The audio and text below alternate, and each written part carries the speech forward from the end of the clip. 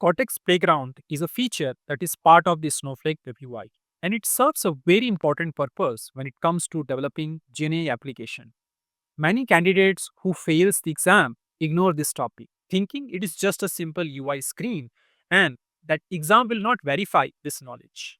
However, this is the part of domain 1 as well as domain 3 and is a very important step to verify model responses and model accuracy for a given use case. Let me show you some example questions and you can judge for yourself whether you know enough about Cortex Playground. If not, you can watch this complete visual guided tour to learn about it. So, if the exam asks, how does the Cortex Playground support experimentation with enterprise data? Which option would you choose? Moving to the second sample question, why is the Cortex Playground important in the Gen AI lifecycle? What would be your answer to this question? And finally, a question related to the web UI. Which action cannot be performed in the Cortex Playground? If you have not used it recently, you would probably pick the wrong answer. So, if you want to have a higher success rate in the GenAI certification exam, watch this video till end. This is a complete hands-on video and I will also provide exam tips as I go through the concept and we will also know the right option for these three questions. If you look at the syllabus, Cortex Playground is a part of domain 1 under subsection 1.1 as well as domain 3 under subsection 3.1. Once you complete this chapter, you don't really have to go through the Snowflake documentation again and again. But I strongly recommend that you try this feature at least once by yourself before you appear for the exam. The reason is that the Snowflake Web UI changes very fast and they keep adding more and more feature.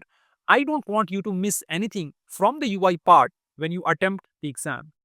All the conceptual parts will be covered in this video.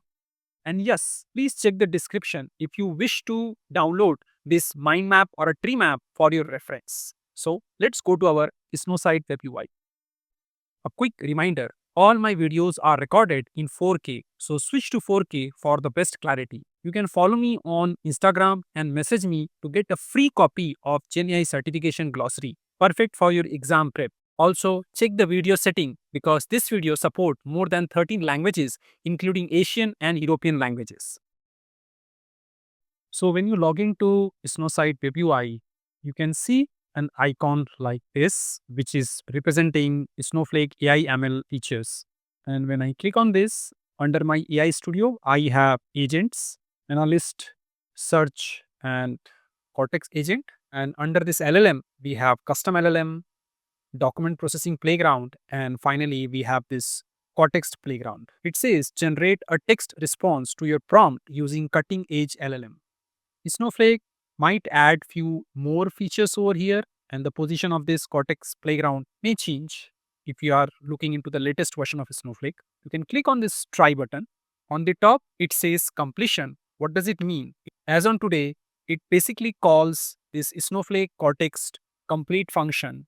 Now here, when you hover, it says some LLM models may be in preview and depending upon your role as well as your allowed list setting, all the models will be part of this list. So if I click on that, right now Claude 3.5 Sonnet is my default one. And there are quite a lot of models available. We will see this compare function. This is a clear and this is change setting and we'll cover it in the later part of this video. Now let me enter a completion prompt. This is my prompt and let's see what happens.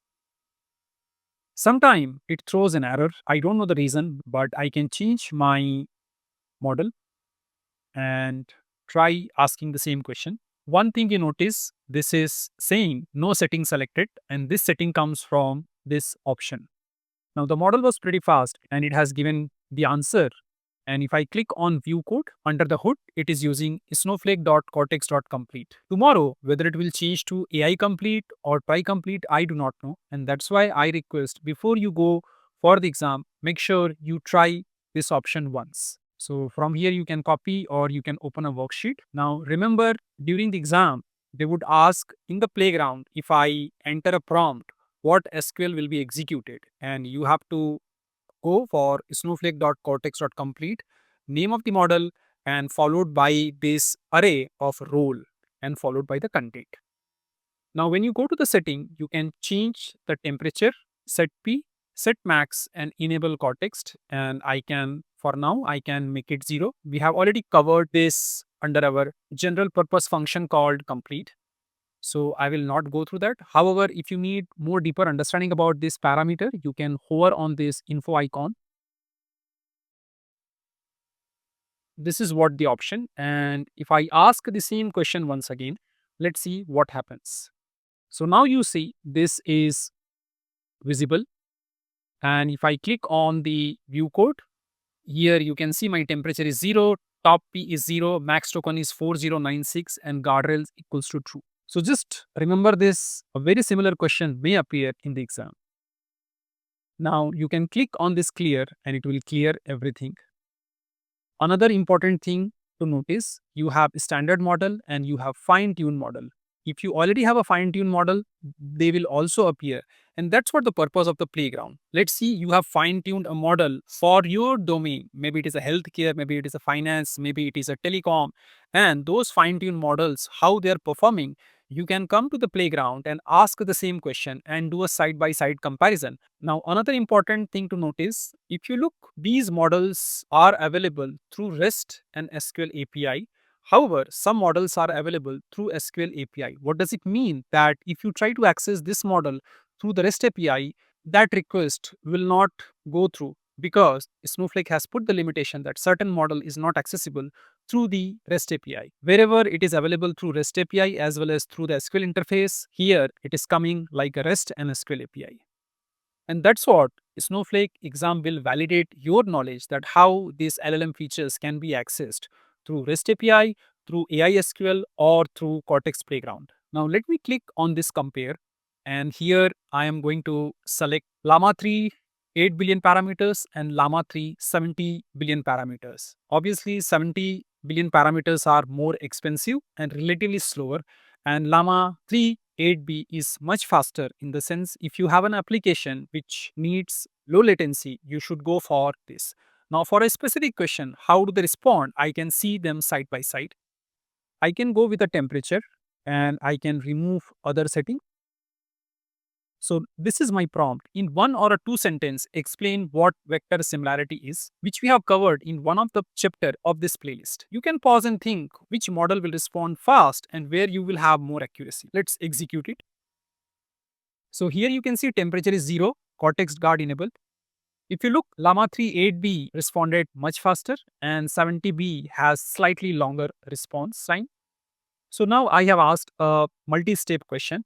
You are designing a rack system in Snowflake. Explain step by step how embedding, vector storage, and similarity search work.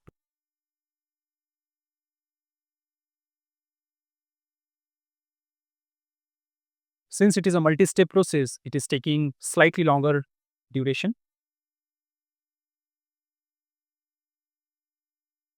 Now this time, my 70B has performed pretty fast and it has provided fairly good description. And my 8B is still taking longer time. Now, you can really try different kind of a question and try to understand which particular model respond faster, slower, how many tokens it is taking, and all those things can be validated through this playground. Let me abort it. So we have understood the compare and setting. Now let's go and understand quickly what is connect your data feature. So here in this screen, you have something called connect your data, and under this ExamDB GenAI customer app reviews, I have customer reviews and this is how the review looks like. I would like to use the playground to check the positive, negative and neutral sentiment on this customer review. So how can I do that using my playground? We have already seen how we can do it using AI underscore sentiment as a part of a different chapter. You can also use complete or try complete function to fetch the same thing. However, complete and try complete are more general purpose function and AI underscore sentiment is purpose build function. If you do not know what is the difference, you can watch these two different videos from this playlist. So here I click on this connect your data. I select this ExamDB and GenAI, and here all the tables are populated. I click on customer app reviews, and once I select it, it populates all the columns from the table, and I click on let's go. Here it says select the data column that you want processed by your LLM. So I have selected this customer review, and here the tick mark is there. You cannot select multiple columns. You are supposed to select only one column at a time. Click on next. Once it is selected, it will ask select the data column you want to use to filter relevant data to generate answer. So the most appropriate column for filter will be the review ID. So I have selected the review ID and it is done. Now it says select a row. So I will go and click on this. It says the app is very easy to use. So click on that. And here I will give my prompt. So if you look, it says system prompt.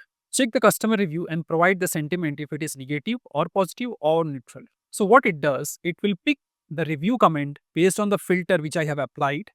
Finally, provide the system prompt to identify whether it is negative, positive, or neutral. To do that, it is going to use Llama 3.7 TB. You can also use compare. However, right now, I don't want to use the compare. Let's do this Llama 3.7 TB. Here you see system prompt is this, user input is this, and my temperature is 0. Cortex guard is enabled. So finally, we got the answer. Sentiment is positive. Looks good. And if I click on view code, it is using Snowflake Cortex Complete. It says role equals to system, contained check the customer review, and finally role equals to user. Contained is a customer review, temperature 0, guardrail enables equals to true. Let's see if I choose another model, how does it look like? Finally, I got the answer. Here, Llama 70B says negative in a very composite way. On the other side, when I selected Mistral 7B, the customer review has a negative sentiment. The customer is expressing dissatisfaction with the inconsistent and delayed notification. So this is how the response comes.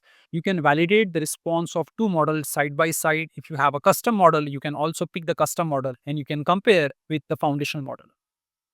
Let's quickly review the question which we asked at the beginning of this chapter and try to find out the answer. How does the Cortex Playground support experimentation with enterprise data? So if you look into this option, you can immediately pick by allowing prompts to directly reference Snowflake tables as a part of connect to your data. Next question, why is the Cortex Playground important in the GenAI lifecycle? And if you look into this option, we can easily say it helps determine which language model best fits a specific use case before deployment. Finally, we asked which action cannot be performed in the Cortex Playground. So obviously, we can run the prompt side by side.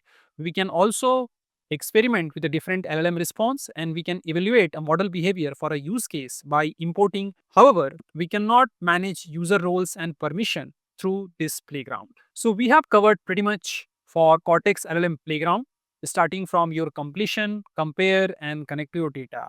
There are a lot of different chapters in this playlist.